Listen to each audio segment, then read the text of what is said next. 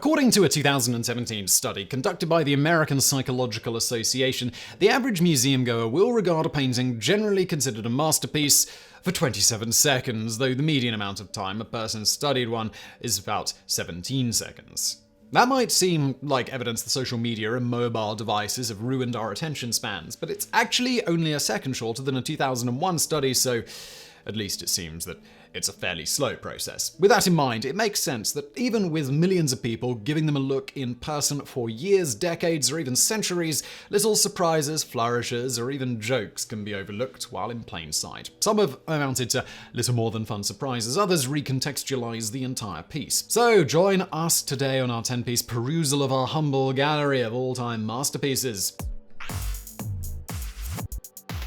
Number 10. Earthly Delights.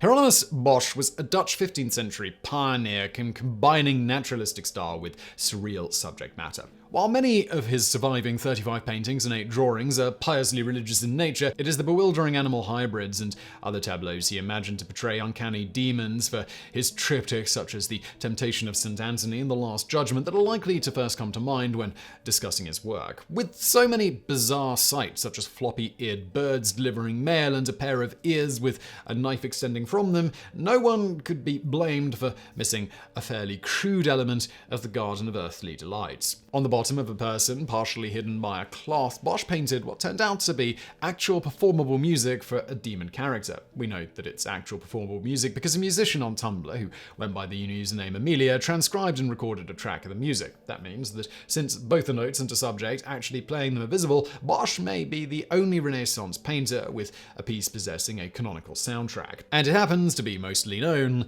as butt music. Number 9. Sistine fresco. There have been past TopTenz videos devoted to the many ways that painting the Sistine Chapel was a years-long ordeal for Michelangelo, instead of something he regarded as a passion or a triumph, to a point where he included a portrait of the skinned Saint Bartholomew that doubled as his cameo. But even that wasn't the strongest expression of Michelangelo's displeasure with the whole project and his patrons. As reported by ABC News, when Michelangelo was dragged back to work on an expansion of the chapel by the new Pope Julius II, he decided to hide and employ a review, as it were. Specifically, in the section called The Last Judgment, he had a putty, a childish angelic figure, widely mistakenly called a cherub, perform a hand gesture called the fig at the prophet Zacharias, who Michelangelo gave Julius II's face. Others have noted that the opening to Perdition was painted near where the Pope would be seated. This apparently was not common knowledge during Michelangelo's time, as he got future commissions from the Catholic Church, or Pope Julius II was just a much better sport than his nickname, El Papa Terrible, would suggest. Number 8. Mural. Jackson Pollock's work was so singular that it's as much a punchline these days as it is admired by some people. Even the later revelation that his popularity was to a degree literally directly funded by the CIA, and the fact that he killed himself and a young lady through drunk driving, has not lowered the profile of his abstract work. This is especially true of Mural, even though it seems we may have all been very wrong about this painting since Pollock unveiled it in 1943. It turned out his signature work was much more literally a signature piece than anyone had expected. The discovery was made in 2009 by the anonymous wife of art historian Henry Adams that seemingly just one more collection of splotches of paint buried under other paint was a rough cursive approximation of Pollock's own Johnny Hancock. Now obviously people don't paint letters 8 feet high and 13 feet wide the same way that they sign on the dotted line, making the choice all the more interesting. Goodness knows what this means might be hiding in other Pollock pieces. Number 7. Persistence of memory.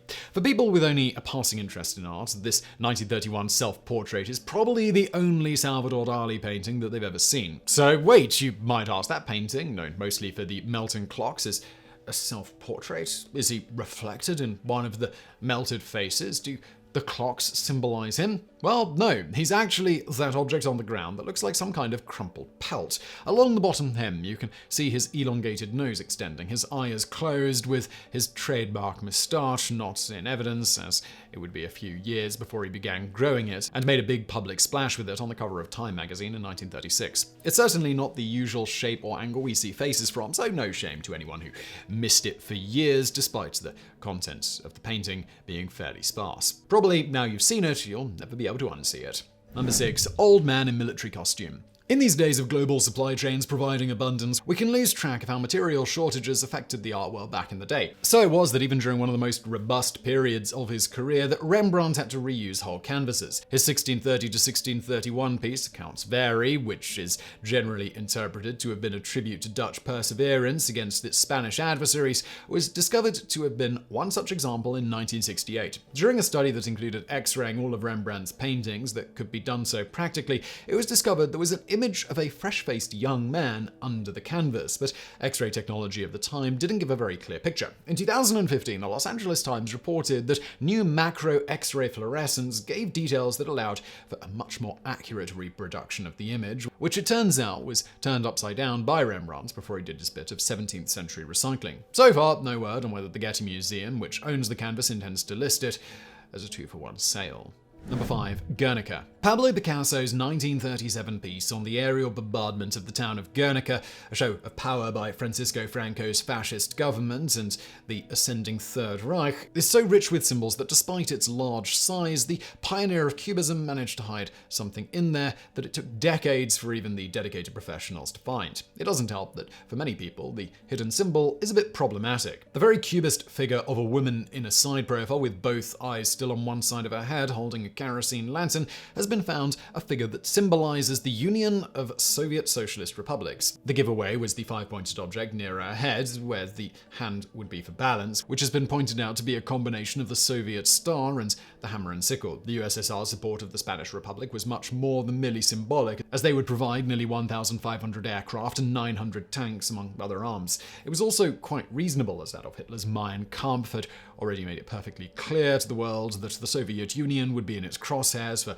Lebensraum before long, no matter what non-aggression pacts were signed. For his part, Picasso was a passionate proponent of the Soviet Union, communism in general, and Stalin in particular, even through 1956 when Premier Khrushchev's speech denounced the former late Secretary General.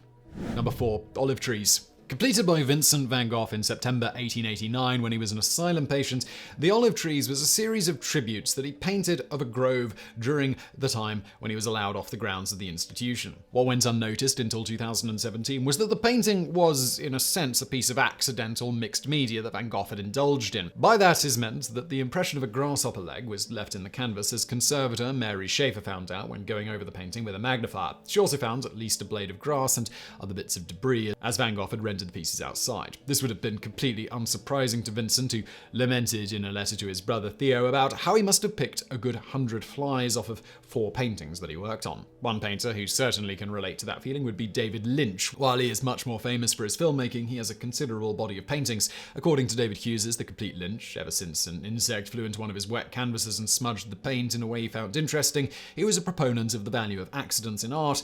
If only he could have shared that attitude with Van Gogh. Number 3. Supper at Emmaus. Caravaggio wasn't just a controversial painter of dark, blood and thunder depictions of scenes from the Bible in the 16th and 17th centuries. He was the kind of man who would get in trouble with the law for throwing rocks at guards. His papal connections allowed him to get away with that sort of thing until having to flee Rome in 1605 for killing a pimp over a fight brought on by a tennis game. 4 years before that crime, Caravaggio included what may have been a little tribute to the need for secret lives in the early days of Christianity. If you need a refresher on the book of Luke, the supper at Emmaus was when Jesus Christ met with the apostle Luke and his uncle Cleopas after his resurrection, then vanished into thin air. For his version of the scene, Caravaggio put a wicker fruit basket in the foreground. As reported by the BBC, the partially undone weaves in the fish shape used as a secret symbol between Christians in the 2nd century AD when the religion was still banned in the Roman Empire. As if to emphasize the point, the shadow of the fruit basket looked uncannily more like a fish's tail and a top fin than a pile of fruit. It might seem redundant to hide a Christian symbol in an explicitly Christian painting, but as columnist Kelly Grover postulated, the purpose is more about the themes of identifying the presence of holiness, as the oblivious innkeeper